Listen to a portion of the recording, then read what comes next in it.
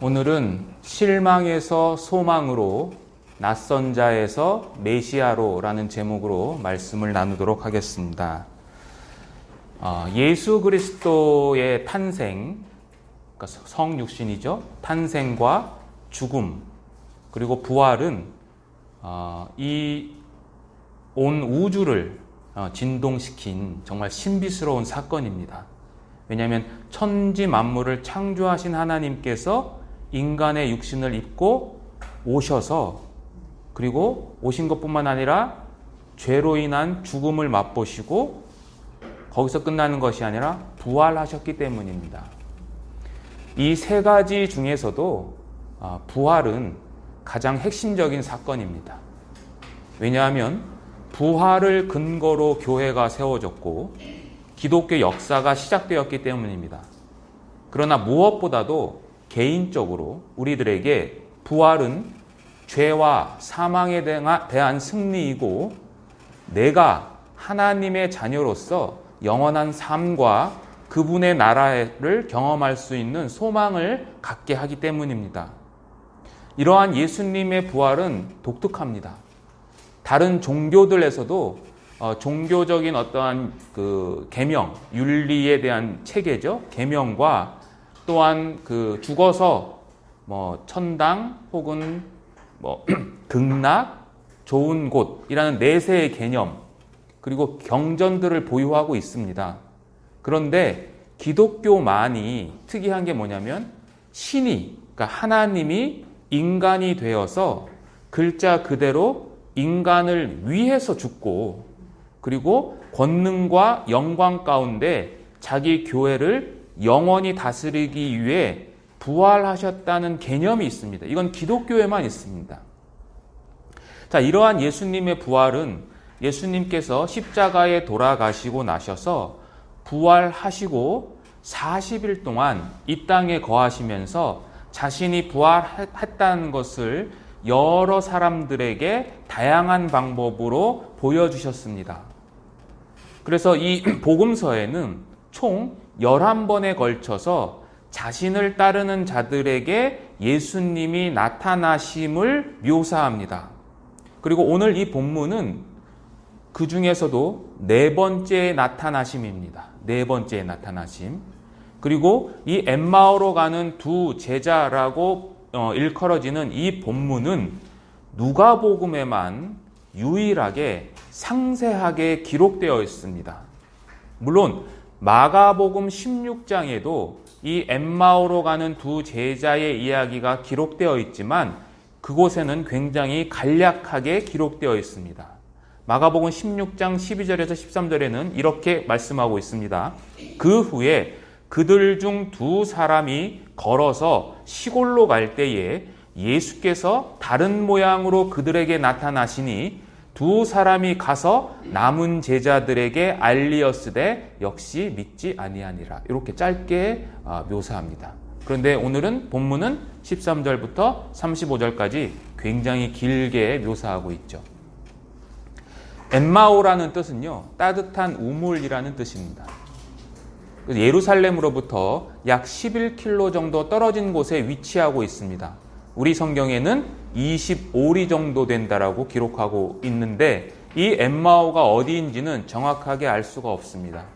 역사적으로 교회 내에서는 총 4군데를 이 엠마오로 추정을 했지만 정확히 어디인지는 모릅니다. 엠마오가 어디인지는 정확하게 모릅니다.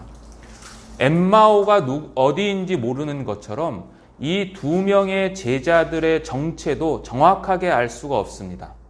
이 두 사람 중에 한 사람은 이름이 기록되어 있죠. 그 이름을 글로바라고 합니다. 글로바. 물론 동일한 그 명칭이 요한복음 19장 25절에도 등장하지만 요한복음에 등장하는 글로바와 이 누가복음 24장에 등장하는 글로바는 다른 인물입니다.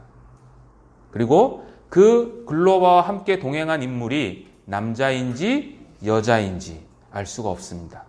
보통은 글로바의 아내라고 추정을 합니다. 그러나 그것 역시 알 수가 없습니다. 다만 그들이 나중에 예수님을 목격하고 예루살렘으로 돌아가서 열한 제자들에게 기쁜 소식을 전했다라는 구절이 있기 때문에 이 두 제자는 예수님의 열한 제자. 왜 열한 제자죠? 가룟 유다가 죽었기 때문입니다. 그 열한 제자에게 말했기 때문에 적어도 그 열한 제자는 아닌 다른 제자입니다. 그리고 그들이 예루살렘에 있는 열한 제자를 찾아갔다라는 것은 열한 제자는 아니지만 그들과 매우 가까운 사이였다는 것을 우리는 추정할 수 있습니다. 그래서 이 두 제자들은 예수님의 공생의 기간 동안에 그리고 오순절 성령 강림 이후에 어떠한 구체적인 일 또는 어떠한 훌륭한 일을 했는지 성경에서는 이야기하고 있지 않습니다. 즉, 그들은 주님을 따르던 무리들 중에 특별한 위치에 있지 않은 여러분들과 저와 유사한 평범한 제자였다는 것입니다. 여기서 우리는 주님의 전형적인 모습을 발견할 수 있습니다. 부활하신 예수님은 어떠한 몸을 갖고 계시죠? 신령한 몸, 영광스러운 몸을 갖고 계신 거죠. 그러니까 승천하시기 전에 예수께서는 이제는 죄로 인해 우리를 대속하시는 연약한 인간의 모습이 아니라 영광스러운 주님임에도 불구하고 그 영광스러운 주님이 지극히 평범한 두 사람에게 나타나셨을 뿐만 아니라 그들과 동행하시고 그들에게 자신의 모습을 온전히 보여주셨다라는 거죠.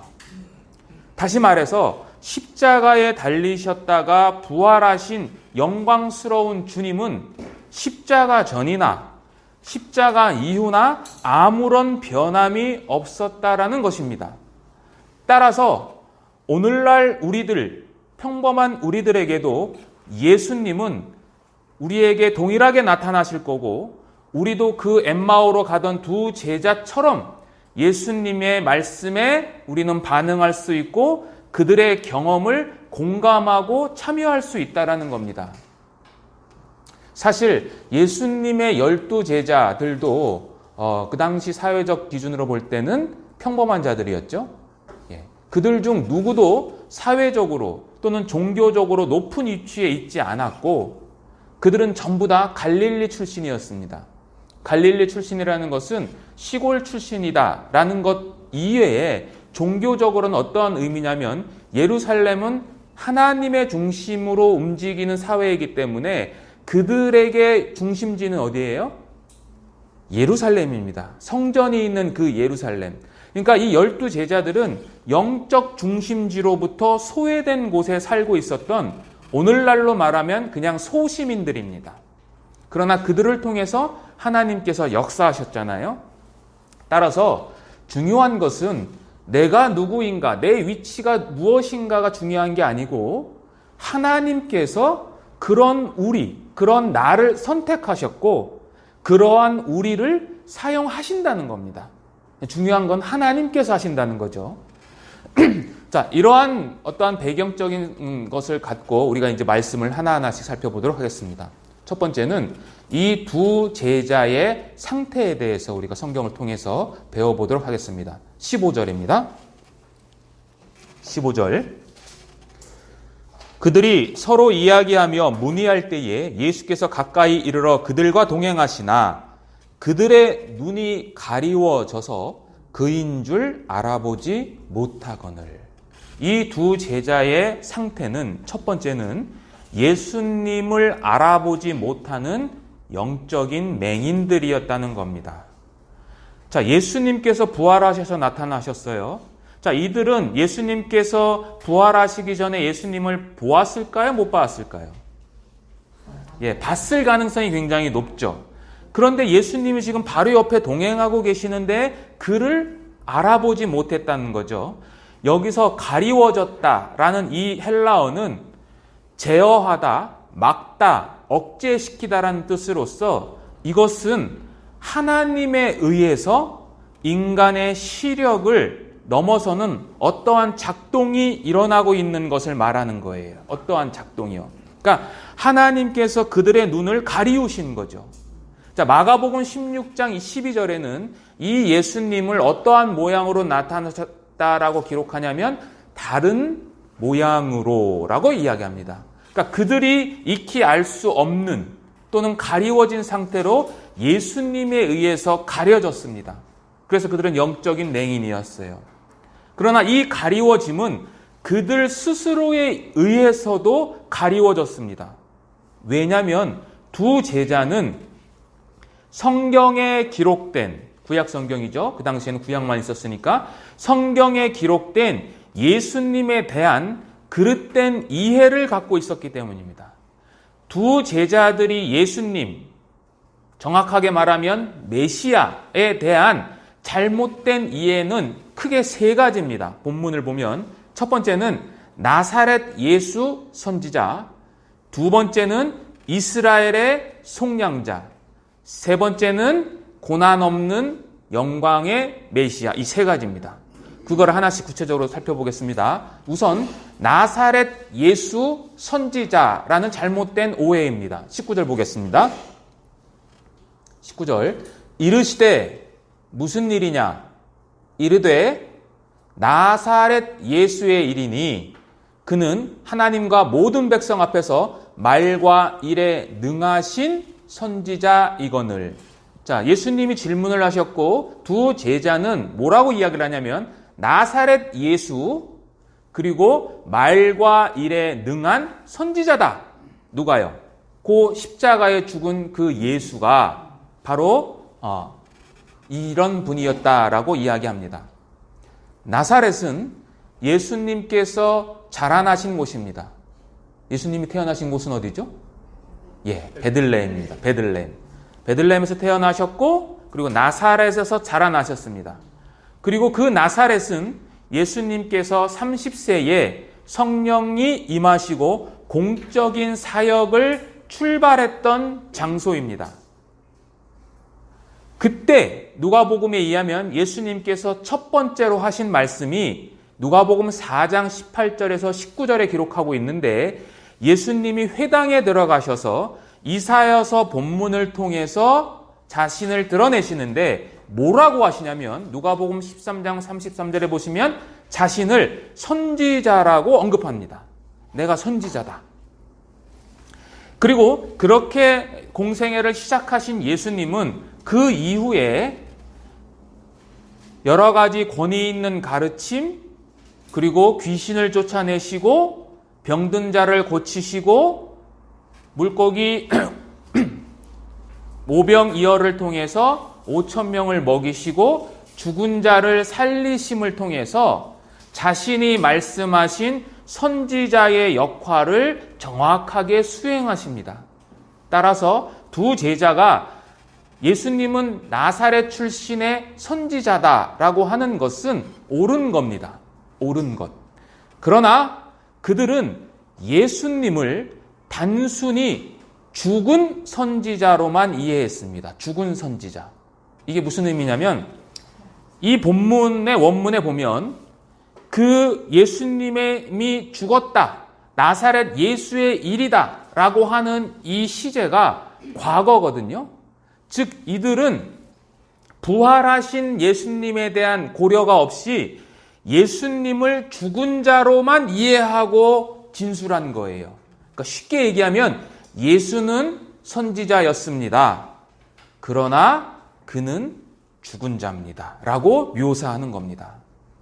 즉 그들은 부활하신 예수님을 이해한 것이 아니라 단순히 나사렛 출신의 선지자라고 이야기하는 거고 이것은 말과 일에 능했다라는 이 구절에서도 도드라집니다.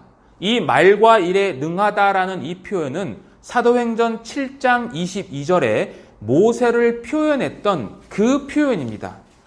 거기에는 모세가 애굽 사람의 모든 지혜를 배워 그의 말과 하는 일이 능하더라라고 하고 있거든요. 누가복음의 저자와 사도행전의 저자는 동일인 누가였습니다. 따라서 이러한 제자들의 묘사는 예수님에 대한 잘못된 첫 번째 이해입니다. 두 번째는 이스라엘의 속량자입니다. 21절 보겠습니다. 21절 같이 한번 읽어볼까요? 우리는 이 사람이 이스라엘을 속량할 자라고 바랐노라. 예. 자신들은 이 나사렛 출신의 선지자 예수가 이스라엘을 속량할 자라고 바랬다라는 겁니다. 속량이라고 하는 것은 쉽게 얘기하면 구원이죠. 구원. 이 이스라엘의 속량할 자라는 이 주제는 누가복음 서두에서부터 등장합니다. 누가복음 1장 68절과 2장 38절에 보면 예수님에 대해서 찬양과 또 예언을 통해서 그분은 이스라엘을 속량하시는 자다라고 이야기를 합니다. 뿐만 아니라 누가복음 21장 28절에 보시면 한번 보시겠습니다. 누가복음 21장 28절에 보시면 여기서는 예수님 자신이 바로 속량이다라고 이야기를 하세요. 자, 28절 같이 한번 읽어볼까요? 이런 일이 되기를 시작하거든 일어나 머리를 들라 너희 속량이 가까웠느니라. 그러니까 종말에 일어나는 일들을 예수님께서 언급하시면서 이러한 것들을 너희가 보면 너희의 속량, 너희의 구원이 가까워졌다라는 것을 알 수 있다라는 거죠. 그러니까 이러한 것들을 통해서 이 두 제자는 어떻게 이해를 했냐면 예수는 모세처럼 우리를 로마의 압제로부터 구원해낼 자라고 이해한 거죠.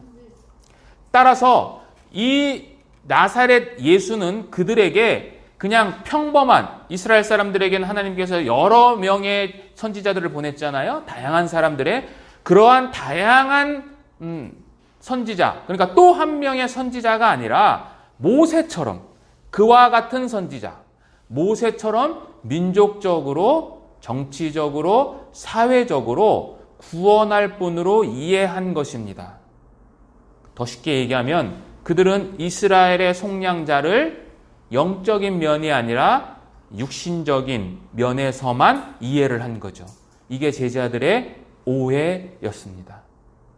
한편 두 제자들이 우리가 바랬습니다라는 말 속에는 예수님으로 말미암아 얻게 되는 구원의 모든 소망이 이젠 어떻게 된 거예요? 끝났습니다. 바랬다라는 것은 끝났다는 거고 더 이상 그것은 우리에게 소망이 되지 않는다라고 하는 심각한 좌절의 메시지가 들어있어요. 네, 성경을 오해한 거죠.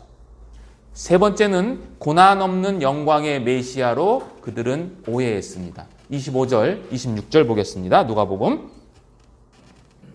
이르시되 미련하고 선지자들이 말한 모든 것을 마음에 더디 믿는 자들이여. 같이 한번 읽겠습니다. 그 다음에는 그리스도가 이런 고난을 받고 자기의 영광에 들어가야 할 것이 아니냐 하시고. 자, 여기 보시면 이제 제자들을 책망하는 말씀인데 예수께서 자기 자신을 가리켜서 무엇이라고 하냐면 예수가 아니라 뭐라고 하죠? 그리스도가라고 하죠. 이 그리스도가 히브리어이고 이것을 헬라어로 바꾸면 그게 바로 메시아거든요. 그게 히브리어죠. 예. 그 메시아가 어떻게 해야 된다고요? 고난을 받은 이후에 영광에 들어가야 된다라고 이야기를 하는 거죠. 그러니까 이스라엘의 정치적, 민족적 구원에 대한 제자들의 희망은 이러한 메시아의 역할에 대해서 오해한 거죠. 메시아는 첫 번째는 고난의 메시아, 그리고 그 다음에는 영광의 메시아입니다. 우리가 이거는 사경회 때 많이 배웠는데 오늘은 조금 구체적으로 더 보겠습니다. 구약에 기록된 메시아에 대한 세 가지 예언이 있습니다. 메시아에 대한 예언. 첫 번째는 이사야서 11장에 기록되어 있습니다. 이 이사야서 11장에 기록된 메시아는 다윗 왕가를 잇는 메시아입니다. 거기 다윗의 싹에서 난다고 그랬거든요. 이새의 싹에서. 이새에서 한 싹이. 그래서 이사야 11장에는 다윗 왕가를 계승한 자로서 온 땅에 평화와 의를 세우는 오직 승리의 통치만이 전적으로 강조되어 있어요. 그곳에는 육신이 되셔서 우리 거하신 영원하신 하나님, 그리고 사람의 죄를 위해 죽으신 겸손한 종에 대한 언급이 없습니다. 요것을 본 거예요, 제자들은. 자, 두 번째는 이사야서 53장에 기록되어 있는데 그곳에는 고난받는 여호와의 종의 모습이 기록되어 있어요. 여호와의 종은 온유하고 겸손하고 수동적이고 압제를 받고 순환을 당하고 결국 죽음에 이릅니다. 이사야서 53장에는. 그런데 여러분들 이사야서 53장 보면 우리는 이 이사야서 53장 보면 누구를 떠오르죠? 바로 고난받는 예수님을 떠오르는데 유대인들은 이 성경을 통해서 예수님을 떠오르지 못해요. 다시 말하면 이사야서 53장을 통해서 이분이 우리를 위한 메시아라는 것을 알 수가 없어요. 왜 알 수가 없냐면 이사야서 11장 때문이에요.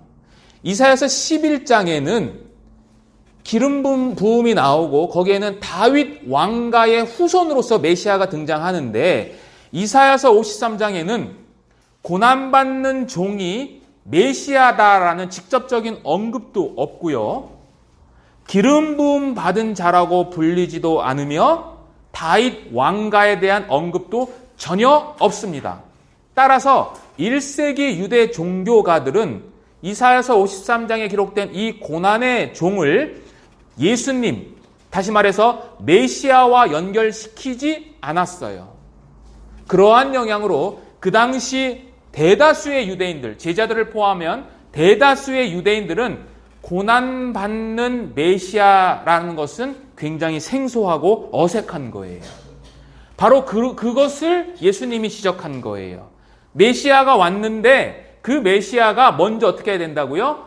고난을 받고 영광에 들어가야 한 것을 너희들이 모르냐라고 이야기를 하신 겁니다. 메시아에 대한 세 번째 묘사는 다니엘서에 기록되어 있습니다. 다니엘서는 한번 찾아보겠습니다. 다니엘서 7장입니다.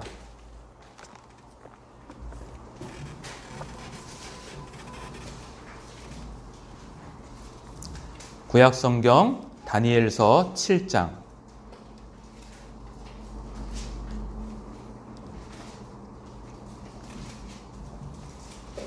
13절부터 14절입니다. 제가 읽겠습니다. 내가 또 밤 환상 중에 보니 인자 같은 이가 하늘 구름을 타고 와서 옛적부터 항상 계신 이에게 나아가 그 앞으로 인도되매 그에게 권세와 영광과 나라를 주고 모든 백성과 나라들과 다른 언어를 말하는 모든 자들이 그를 섬기게 하였으니 그의 권세는 소멸되지 아니하는 영원한 권세요 그의 나라는 멸망하지 않을 것이니라. 여기 보면 인자 같은 이가 등장하죠. 인자. 영어로 하면 Son of Man입니다. 사람 같은 이. 그 인자 같은 이가 하늘 구름을 타고 와서 구약에는 구름을 타는 자는 오직 하나님만 타실 수 있습니다. 그 하늘 구름을 타고 와서 옛적부터 항상 계신 이에게 나아가 이분이 누구예요? 하나님께 나아가서 권세와 영광과 나라와 다른 언어를 말하는 모든 자들을 들이 섬기게 된다라는 거. 이 인자라는 분을. 자, 인자라는 이 말은 복음서에 여러 번 등장하죠. 89회나 등장하는데 복음서에서 예수님을 인자라고 부르시는 이는 오직 예수님 자신밖에 없어요. 예수님만 내가 인자다라고 이야기를 해요.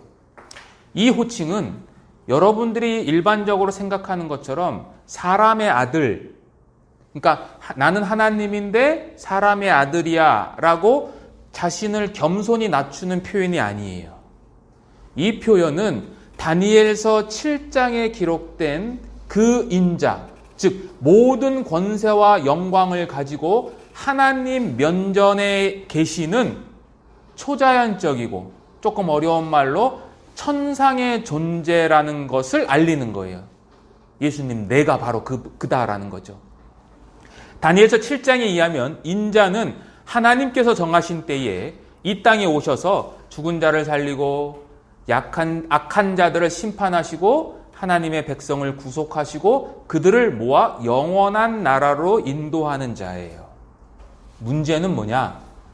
그 나사렛 출신의 예수가 어떻게 인자가 될 수 있느냐는 거예요. 사람들은 그걸 믿지 않는 거죠. 왜냐하면 인자는 좀 전에도 말씀드린 것처럼 영광으로 다스릴 하늘에 있는 천상적인 존재인데 예수는 그들의 시각으로 볼 때는 나사렛 출신의 목수의 아들, 그 이상 그 이하도 아니었던 거죠. 그러니까 예수님과 다니엘서 7장에 기록된 인자 사이에는 서로 공유되는 특성이 하나도 없는 거죠. 자, 이러한 것들, 이러한 잘못된 오해들 때문에 그 두 제자는 메시아를 알아보지 못했고 결국 그 메시아를 알아보지 못한 결과가 어떻게 나타났냐면 누가복음 24장 17절에 이렇게 기록하고 있습니다. 다시 한번 찾아볼까요?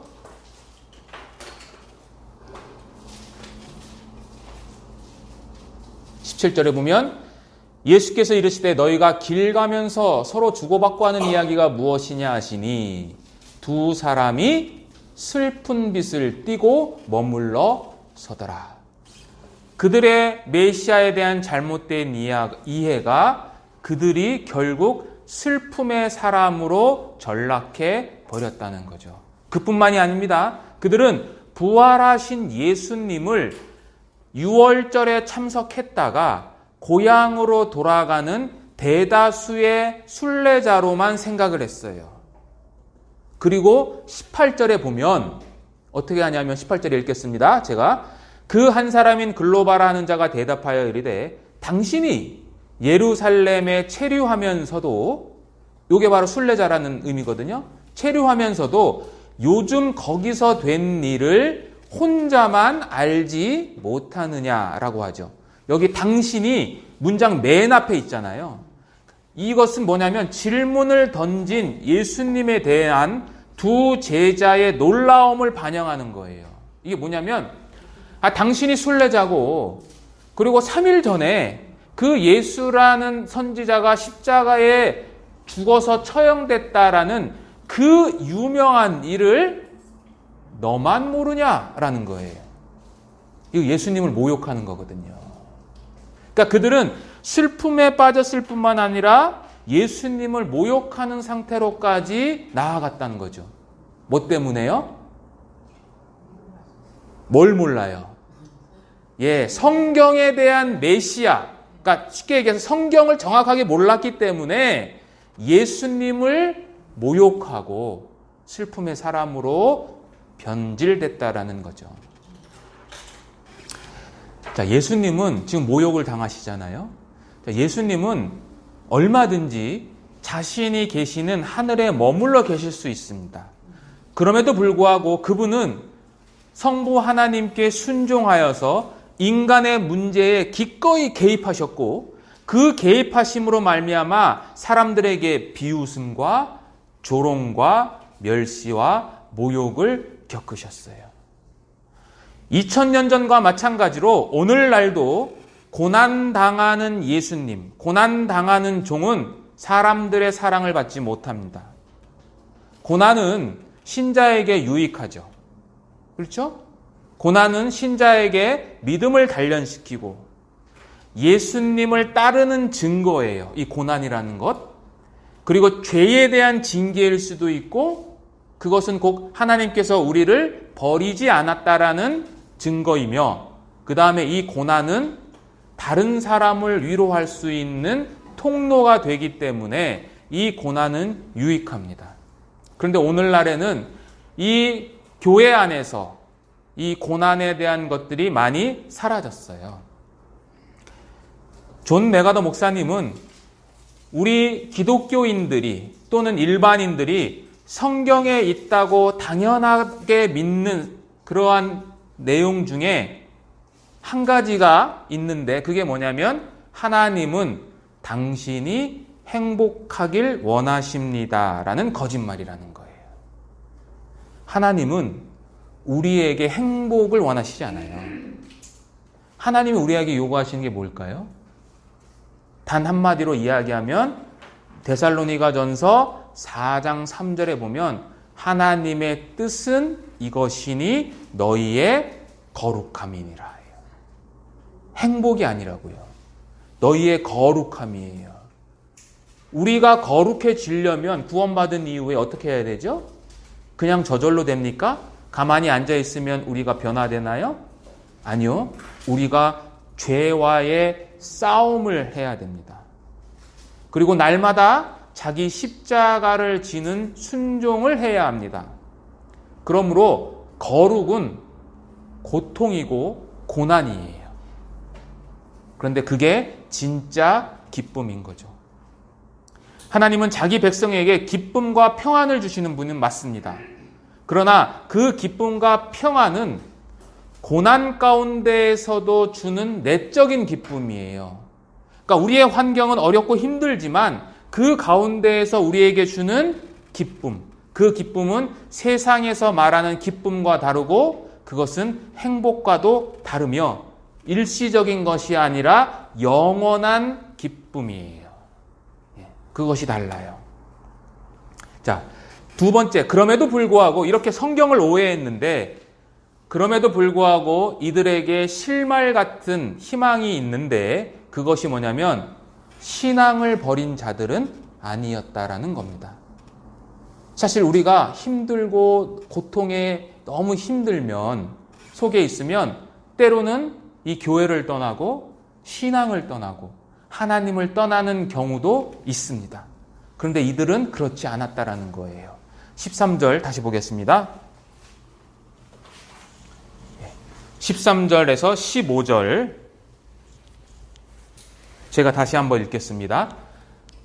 그날에 그들 중 둘이 예루살렘에서 20올이 되는 엠마오라는 마을로 가면서 그건 같이 읽겠습니다.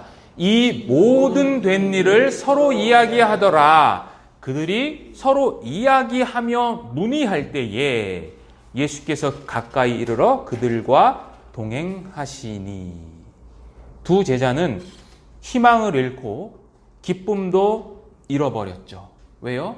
이스라엘의 속량할 자가 죽었기 때문에. 그러나 결코 신앙을 버리지는 않았습니다.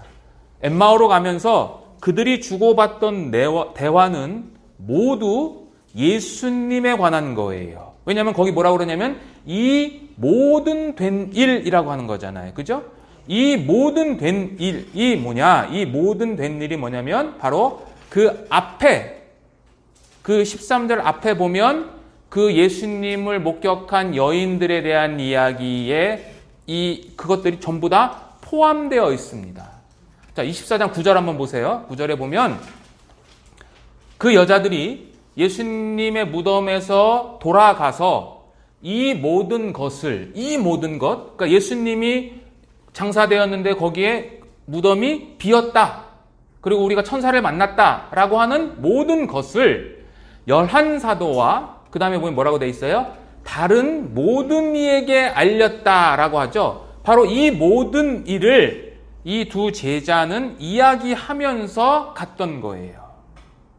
그리고 그 서로 이야기하는 것은 예수님께서 동행하시면서 옆에서 들릴 만큼 큰 소리로 크고 분명하게 대화한 거죠.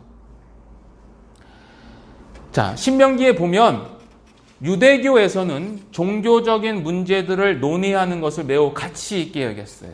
그리고 여기 이 본문에서 이야기한다라는 이 단어는 진지하게 대화를 나누는 것을 말하는 거고 15절에는 이 이야기하다라는 단어가 토론하다, 토의하다라는 같은 의미로 사용된 거예요. 다시 말씀드리면 이 모든 된 일이라는 것은 예수님에 관한 것, 즉 십자가에 처형되심, 빈 무덤, 그리고 여자들로부터 전해들은 천사들의 부활 증언입니다.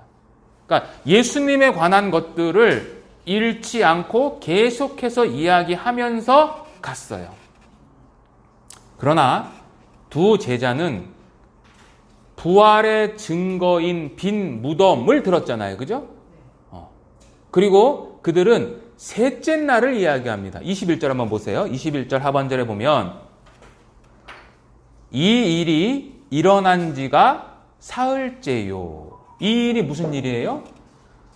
예, 십자가에 돌아가심이 일어난 지가 지금 사흘째다라는 거예요.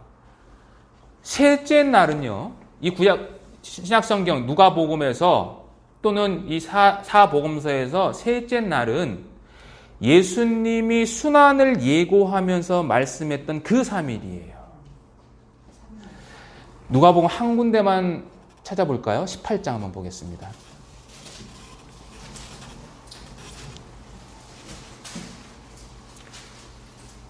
(18장) 33절입니다.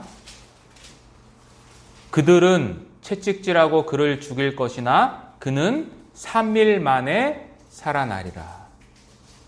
9장 22절에도 유사한 말씀이 기록되어 있습니다. 즉 그들은 3일이라는 것을 강조했다라는 것은 예수님에 대한 말씀을 어느 정도 알고 있었다라는 거예요. 또한 자신들을 놀라게 했던 여인들의 부활에 대한 증언이 있었어요. 22절 한번 보세요. 누가복음 24장 22절. 또한 우리 중에 어떠한 여자들이 우리로 놀라게 했다라고 그러죠. 그죠? 뭐 때문에 놀랐어요? 예수님에 대한 이야기를 했거든요. 정리하면 두 제자는 신앙에 대한 이야기를 했지만 그들에게 부활의 증거인 빈 무덤, 그리고 예수님께서 말씀하신 3일, 그리고 자신들을 놀라게 했던 그 여인들의 증언을 들었음에도 불구하고 어떻게 했어요? 예루살렘을 떠나서 엠마오로 향한 거죠. 그러니까 두 제자는 종교적인 경건심은 있었어요. 문제는 그들은 온전한 부활 신앙에는 이르지 못한 자들이었다는 거죠. 예루살렘은 하나님의 목적이 성취되는 장소예요. 그리고 그 예루살렘은 그 성취된 하나님의 계획이 땅끝까지 선포되는 출발점이고 중심 장소예요. 예루살렘을 두 제자가 떠났다는 것은 그들이 더 이상 선포자로서 복음을 증거하는 자로서의 삶을 내팽개치고 돌아갔다라는 것을 의미해요. 이게 두 제자의 상태였어요. 네. 자, 그러면 예수님께서 이 두 제자에게 나타나셔서 어떻게 그들을 회복하시는지에 대해서 좀 살펴보도록 하겠습니다. 이제 두 제자가 어떻게 회복되는지, 예수님께서 그들을 어떻게 다루시는지를 우리가 말씀을 통해서 은혜를 나누겠습니다. 자, 첫 번째는 15절과 17절과 19절입니다. 자, 15절에는 그들과 동행하셨다라고 기록하고 있습니다. 15절에 동행. 17절에는 예수께서 이르시되 너희가 길 가면서 서로 주고받고 하는 이야기가 뭐냐라고 질문하셨어요. 19절에도 마찬가지로 이르시되 무슨 일이냐라고 물어보셨어요. 이것이 두 제자가 회복될 수 있는 첫 번째 예수님의 방식이에요. 예수님은 그들과 동행하셨고 동행하신 것뿐만 아니라 그들에게 질문을 던지셨어요.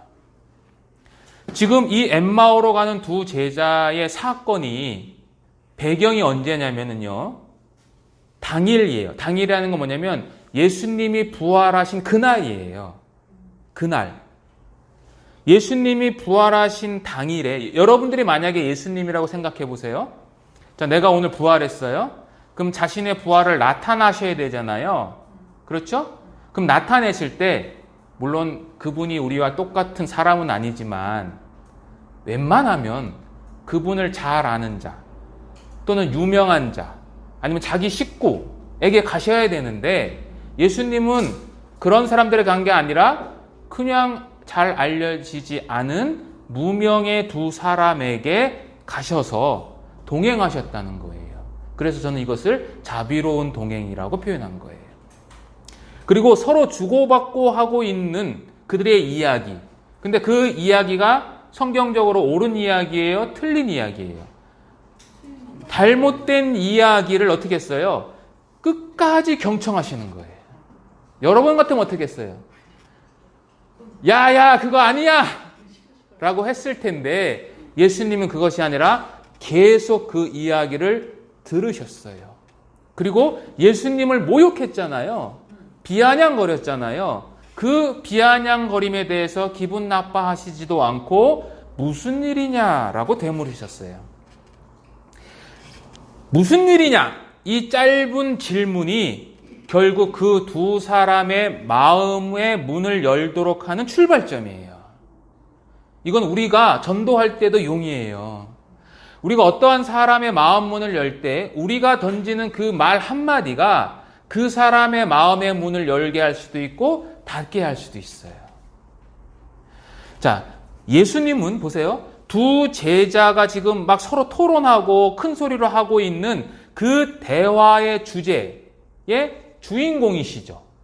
왜냐하면 그에 대해서 지금 이야기하고 있으니까 주인공이셨을 뿐만 아니라 예수님은 그들이 슬퍼하는 이유를, 낙심하는 이유를 그들 자신보다도 더 깊이 아시는 분이잖아요. 그럼에도 불구하고 주님은 그 사람들이 마음 문을 열 때까지 기다리시고 들어주시고 그들에게 책망하지 않으셨다는 거죠. 결국 주님은 들으시는 분이라는 거예요. 우리도 주님의 보좌 앞에 담대히 나아가 우리의 마음을 털어놓으면 주님께서 우리를 도우신다는 거예요. 그래서 스펄전은 이러한 얘기를 했습니다. 스펄전이 짧게라도 기도해라. 심히 고통스러울 때에, 유혹이 느껴질 때에, 외로울 때에 기도해라. 어려움에 직면했거나 마음이 혼란스러울 때, 문제가 엉켜서 매듭을 풀기 어려울 때도 짧게 기도로 호흡해라. 그렇게 기도하는데 1분도 걸리지 않겠지만 몇 마디 짧게 간구하고 나면 뒤죽박죽 엉켰던 실타래의 매듭이 느슨하게 풀어지는 것을 목격할 수 있을 것이다. 네. 이거에 아멘이 되더라고요. 네. 그래서 우리 역시 그분의 긍휼하심을 받고 때를 따라 돕는 은혜를 얻기 위해 은혜의 보좌 앞에 담대히 나아가셔야 한다는 것입니다.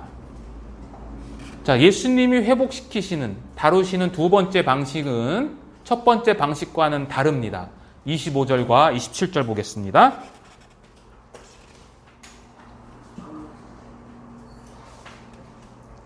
25절, 27절.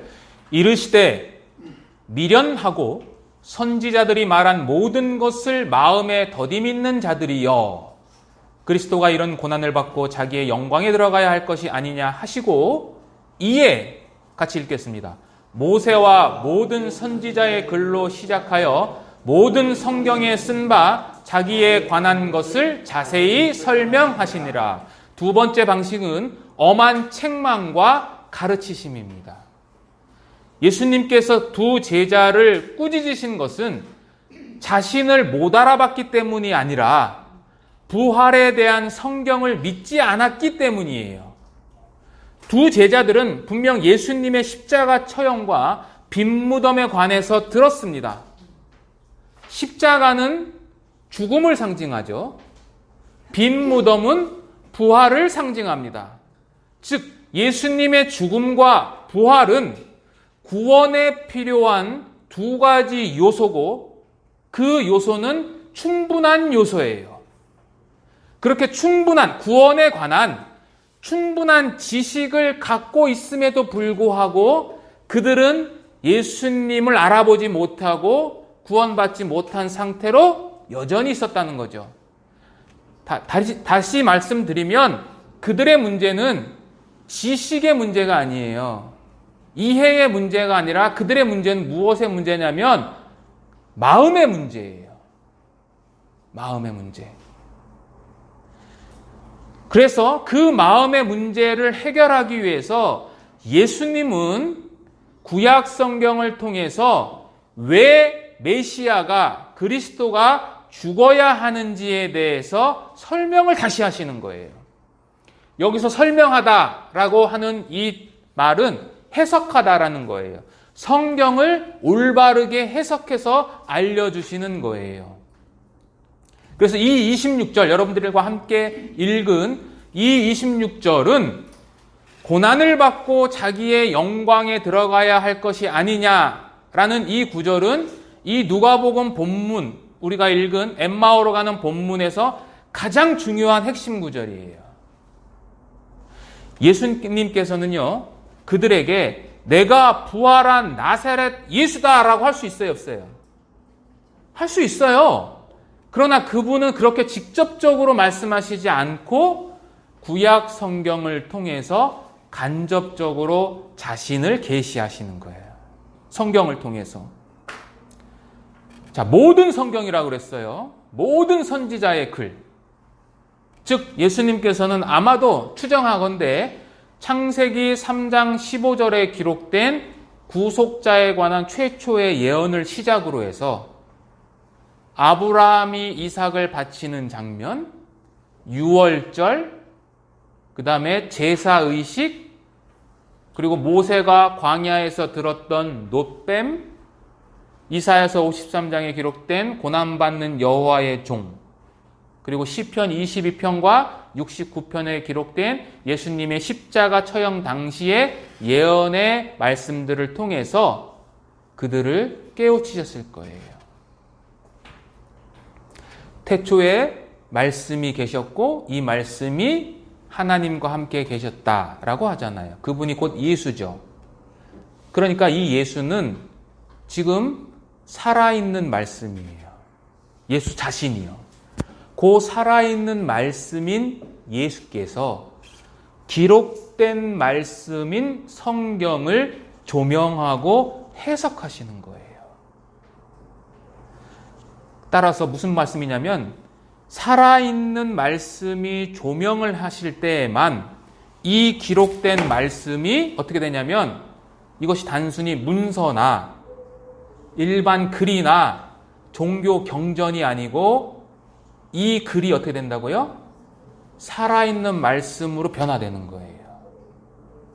이거 누가 하시는 거예요? 예, 성령 하나님께서 하시는 거예요. 우리가 하는 게 아니에요. 살아있는 말씀인 예수께서 승천하신 이후에는 바로 방금 말씀드린 것처럼 성령이 그 일을 하시는 거예요. 요한복음 14장 26절에 보혜사 곧 아버지께서 내 이름으로 보내실 성령 그가 너희에게 모든 것을 가르치고 내가 너희에게 말한 모든 것을 생각나게 하리라. 성령이 하시는 거예요. 자, 예수님께서는 책망과 구약 성경의 해석, 조명을 통해서 그들을 회복해 가시고 계세요. 자, 이렇게 해서 제자들이 변화가 됩니다. 제자들이 어떻게 변화되는지 살펴보겠습니다. 31절입니다. 31절.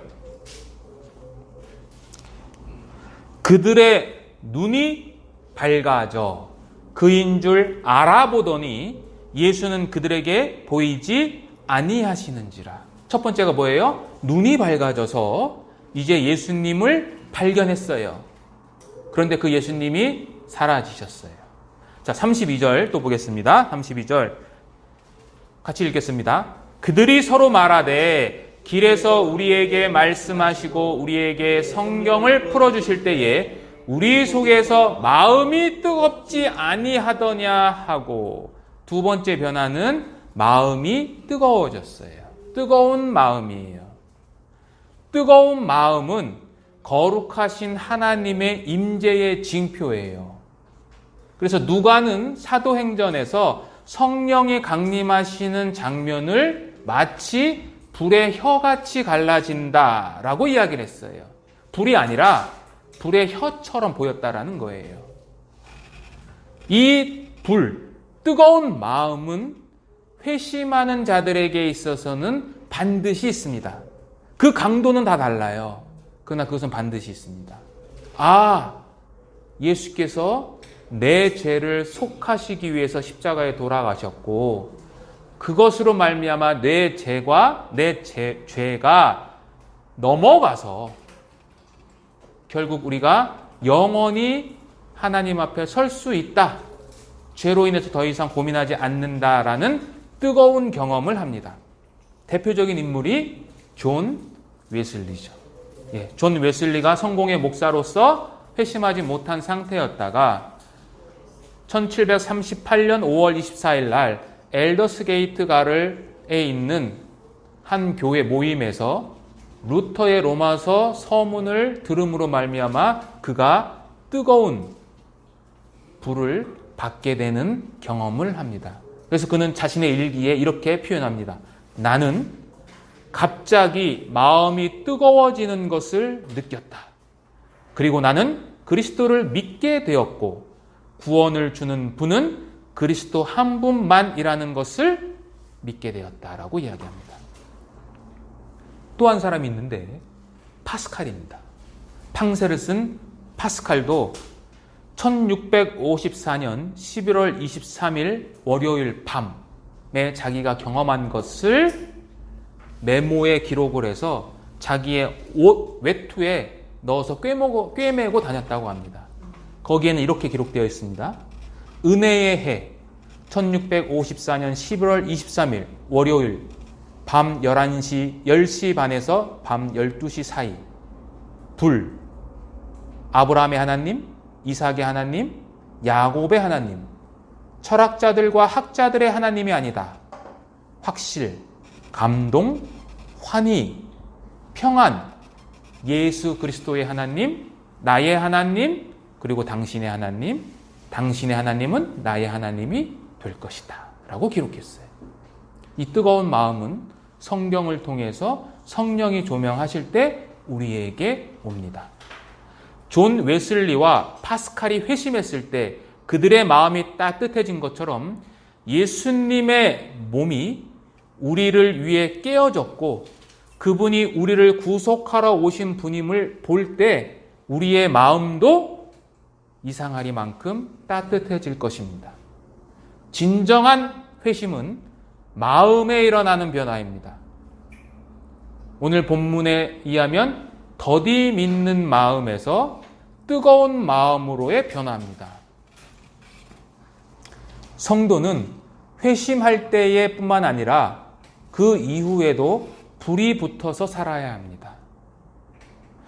예레미야라는 선지자는 하나님께서 부르셨을 때에 뭐라고 변명하냐면 나는 아이입니다 라고 뒤로 뺍니다.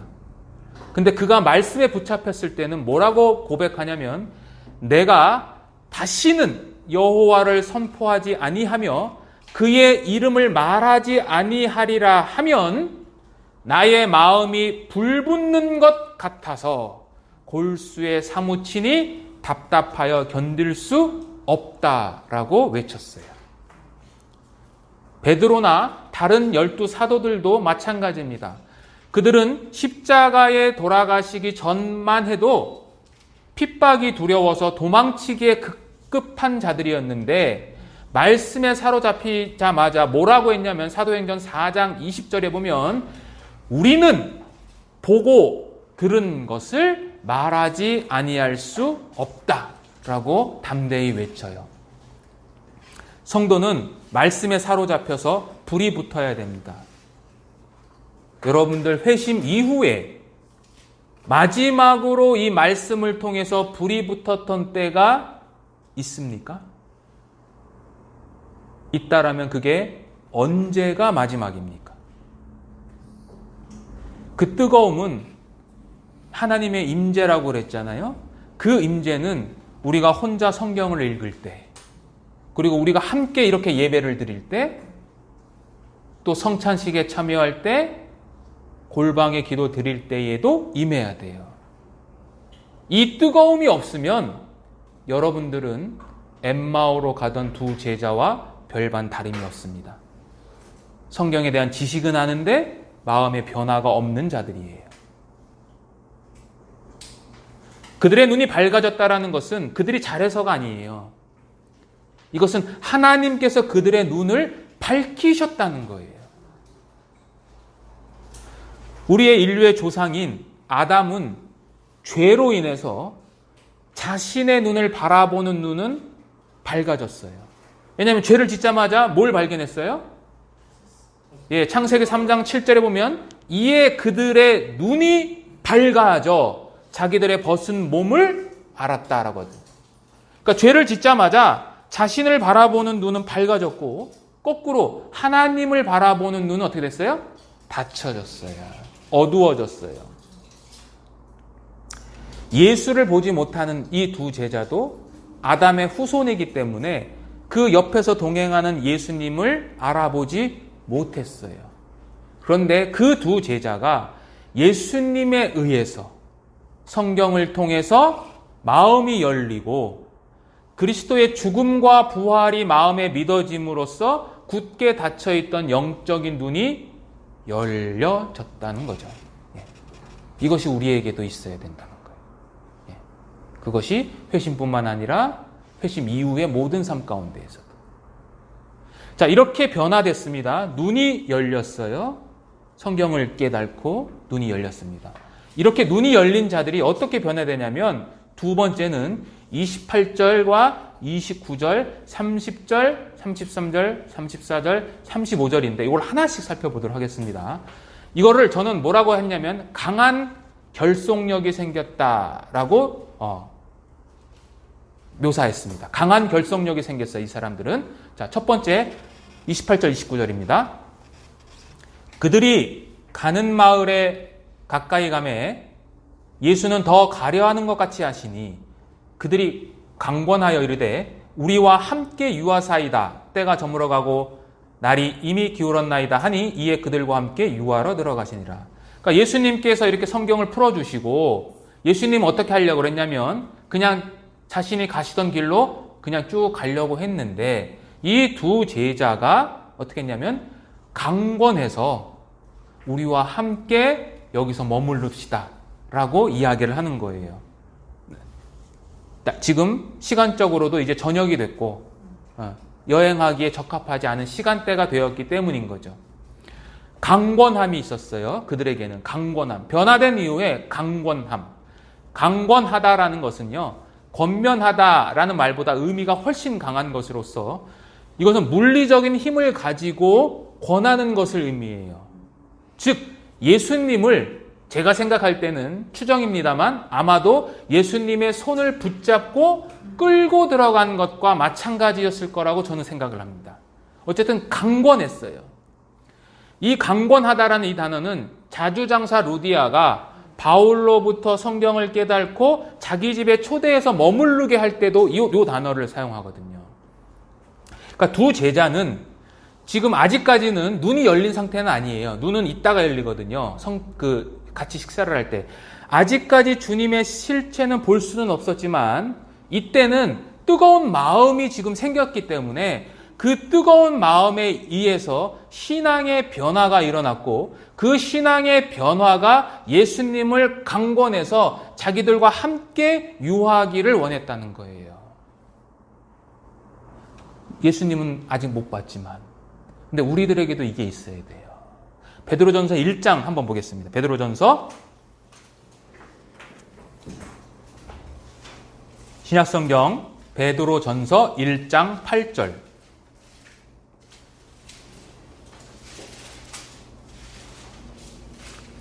1장 8절 같이 한 목소리로 읽어보겠습니다.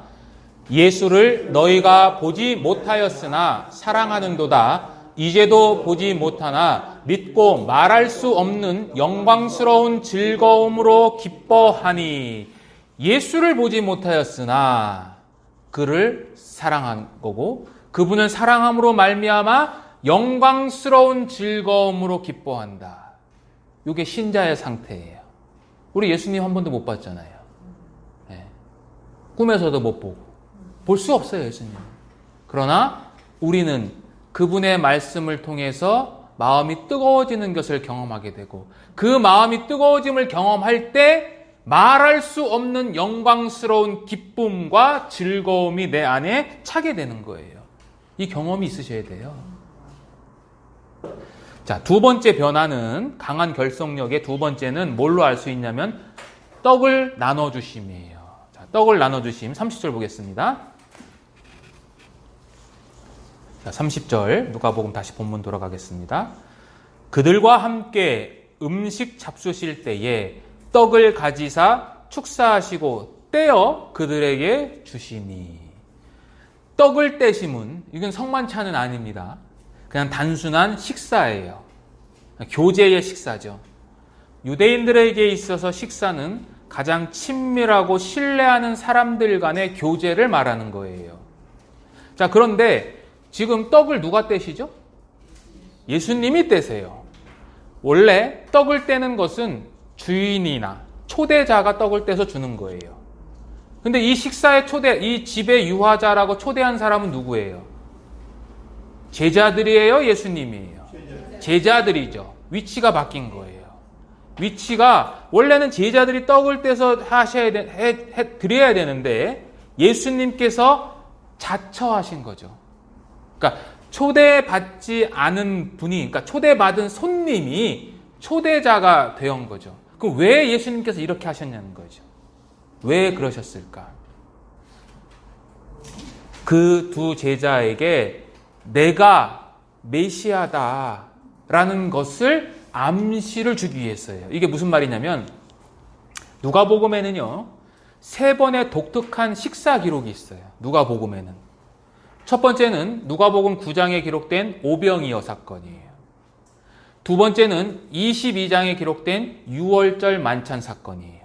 그리고 오늘 본문이에요. 이 세 가지의 특별한 식사가 나오는데, 이 특별한 3개의 식사가 동일한 순서로 기록돼요. 예수님께서 취했다, 빵을, 그리고 축복을 선언했다, 빵을 쪼갰다, 빵을 주었다, 제자들에게. 이러한 순서대로 기록돼요. 요 3군데에서. 자, 이러한 것들을 통해서 알 수 있는 게 뭐냐면 5,000명을 먹인 사건에서는 그들이 배불렀어요. 만족했어요. 배불러서 만족했어요. 유월절 만찬을 통해서는 사도들이 예수님을 기억하라는 명령을 받았어요. 그리고 이 누가복음 24장에서는 영적인 눈이 밝아졌어요. 두 사람은 이 식사를 통해서, 예수님과의 식사를 통해서 과거에 그분과 함께 나누었던 기억을 떠올렸을 수도 있어요. 그리고 떡을 떼실 때에 예수님의 손을 보았을 수도 있어요. 그 손이 무슨 손이에요? 못자국 난 손이죠. 예수님께서 또 축사하셨어요.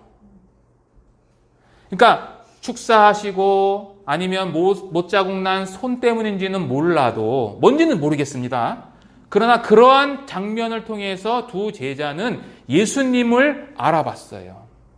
부활의 영광을 확인한 거죠. 지극히 평범한 거잖아요. 평범하고 중요하지 않은 작은 손놀림이잖아요.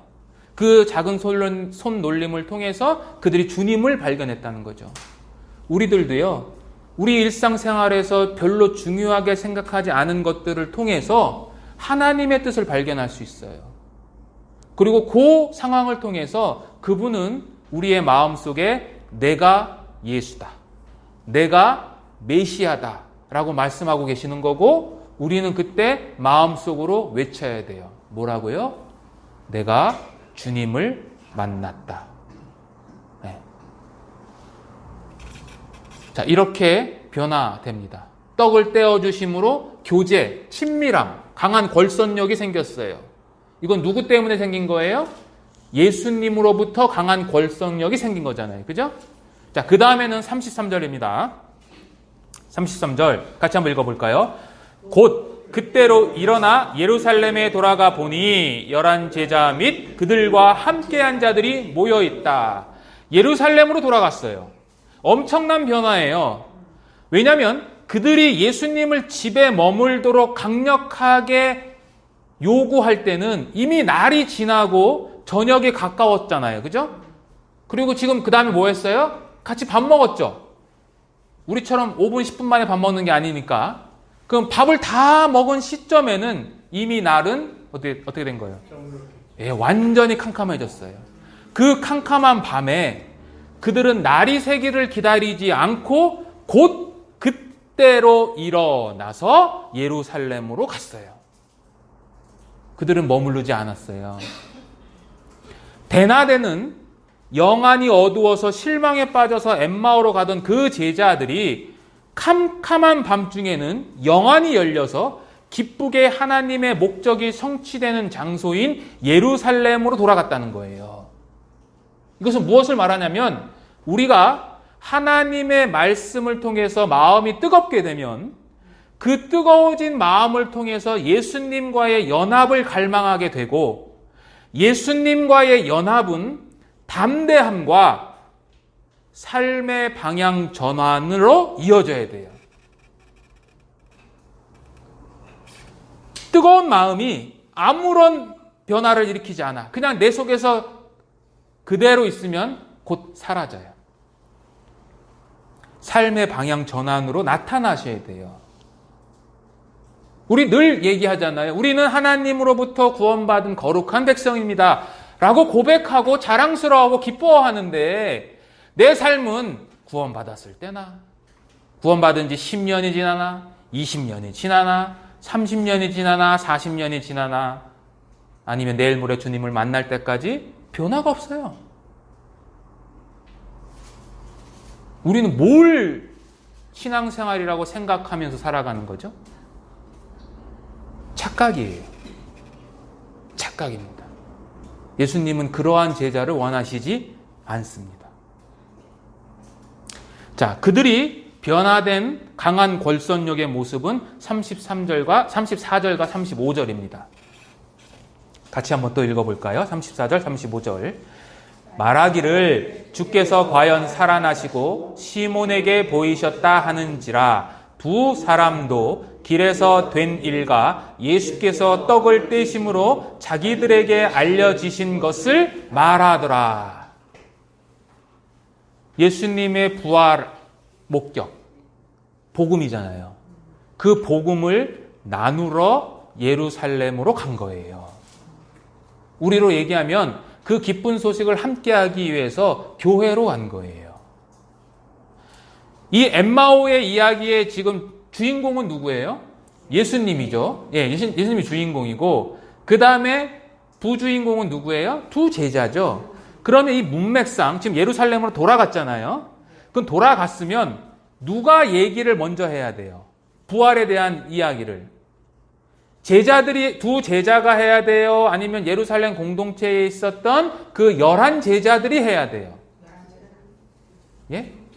두 제자가 해야죠. 두 제자가. 그런데 34절은 여기서 말하기를 이라고 하는 것은 그 엠마오로 가던 두 제자가 말했다는 것이 아니라 예루살렘 공동체에 있던 그 11명의 사도들이 이야기한 거예요. 그 두 제자에게 주께서 과연 살아나시고 베드로에게 나타나셨다라고 먼저 이야기를 하셨어요. 그러니까 예루살렘 공동체로부터 교회로부터 먼저 소식을 듣는 거예요. 예수님이 부활하셨다라는 그 소식을. 예루살렘 공동체에 있었던 11명의 제자들도 동일하게 예수님의 부활을 증언했어요. 이것은 초기 교회의 핵심이고 기독교의 토대가 되는 복음을 동일하게 증언했다는 거예요. 동일하게. 여기서 진실로라고 이야기하거든요. 여기 보면 주께서 과연이라고 하잖아요. 과연. 요 과연이라고 하는 이 단어는 진실로라는 뜻이고 이 진실로라는 이 단어는 누가복음에 딱 2번 등장해요. 오늘 본문과 그 다음에 누가복음 23장 47절에 십자가 밑에 있던 백부장이 이런 표현을 하죠. 백부장이 그 된 일을 보고 하나님께 영광을 돌려 이르되 이 사람은 정령 의인이었다. 그 정령이 같은 과연 의인이었다. 진실로 의인이었다라고 하는 거예요. 따라서 이건 신학적으로 중요한 메시지가 담겨 있는데 누가는 백부장이 있던 장소는 어디예요? 십자가. 지금 이 예루살렘 공동체에 있던 장소는 부활을 목격한 장소죠. 그러니까 십자가와 부활에 대해서만 진실로라는 단어를 사용한 거예요. 이 굉장한 우리에게 교훈을 주는 거예요. 십자가와 부활에게만. 자, 그런데 더 놀라운 것은 이 두 제자들도 자신들이 목격하고 체험한 것을 말하는 거예요. 그렇죠? 자, 다시 한번 읽어보겠습니다. 두 사람도 길에서 된 일과, 이 길에서 된 일이 뭔지 아시죠? 예. 예수께서 떡을 떼심으로 자기들에게 알려지신 것을 말했다.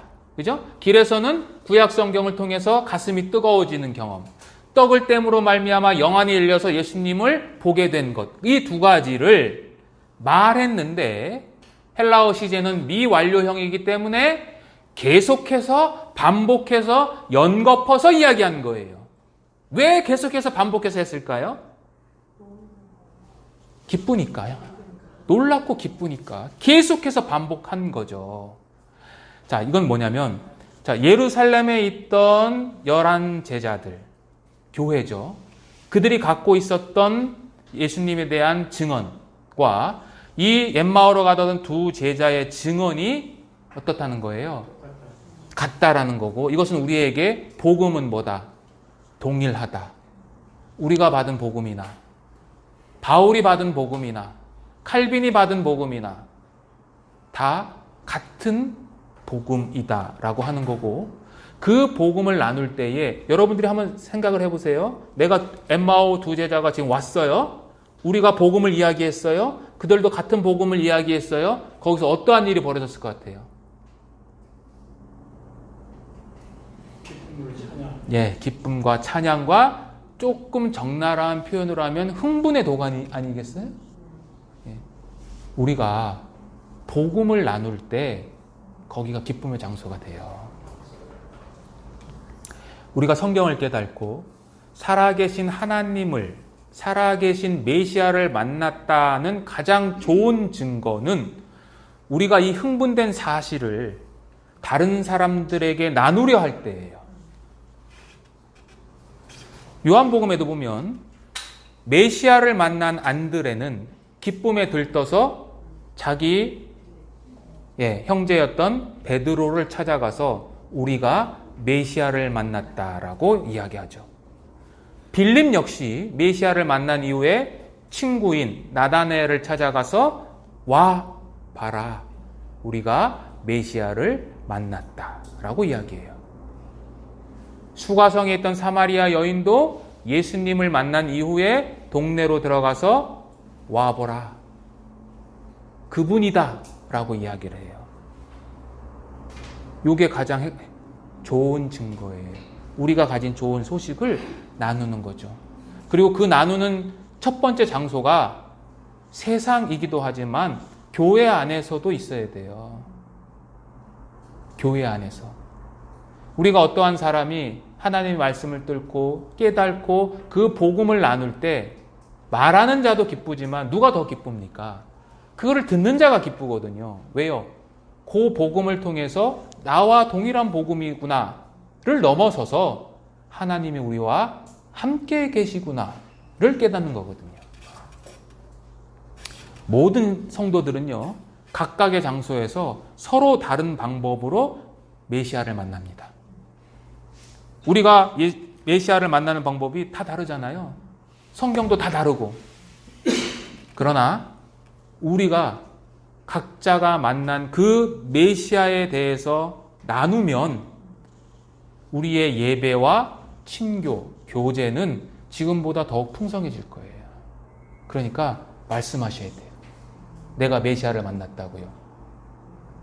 회심의 간증뿐만 아니라 내 삶 가운데에서 말씀을 통해서 메시아를 만난 살아있는 간증이 우리 안에 있으면 그것을 통해서 우리에게 큰 기쁨, 그리고 그것을 통해서 하나님께 찬양을 올릴 수 있게 돼요.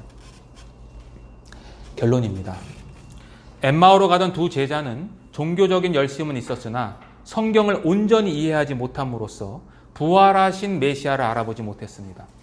그러나 자비로우신 예수님은 그들과 오랜 시간을 함께 동행하면서 그들의 말을 경청하시고 또 질문도 하셨습니다.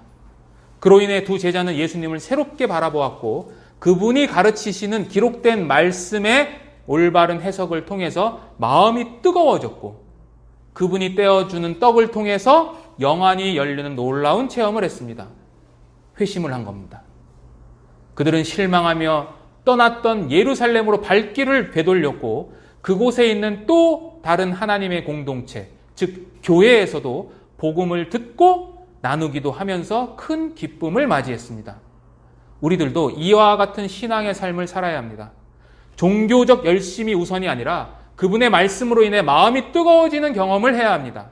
그리고 그 같은 경험을 공동체와 나누고 그로 인해 기쁨과 능력을 힘입어서 예수님을 떠나 세상으로 떠내려가는 모든 사람들에게 다가가서 주님의 말씀을 읽어주고 해석하여 참된 기쁨을 소유할 수 있도록 해야 합니다. 우리는 단순한 제자가 아니라 부활의 증인으로서 하나님의 합당한 삶을 살아내야 합니다. 기도드리겠습니다.